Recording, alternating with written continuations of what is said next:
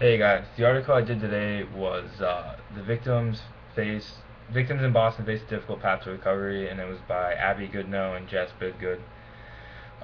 Pretty much the entire purpose of this article was not to really talk about the bombing in general, but was just to talk about the entire recovery process, whether it's physical or whether it's mental.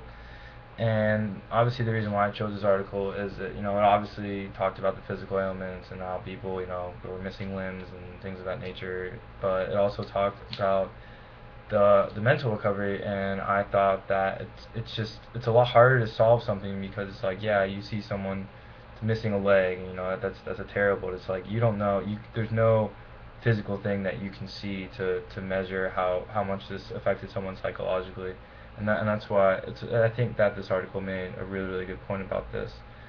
Um, uh, what I learned from this article is that when I first heard about the bombing, I'm not gonna lie, even me being a psychology major, the first thing I thought was just about the straight physical ailments that people were facing from the bombing.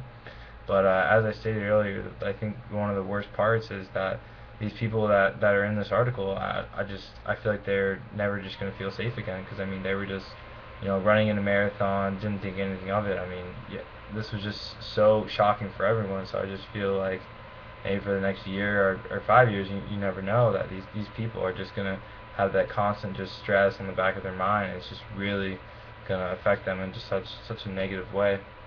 I think that the way that this article relates to physiological psychology is that it briefly mentions the phantom limb syndrome, which I've heard about in a few of my classes.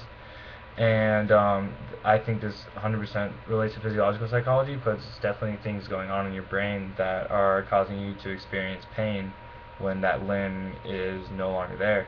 It's purely psychological, and that's pretty much it for this article.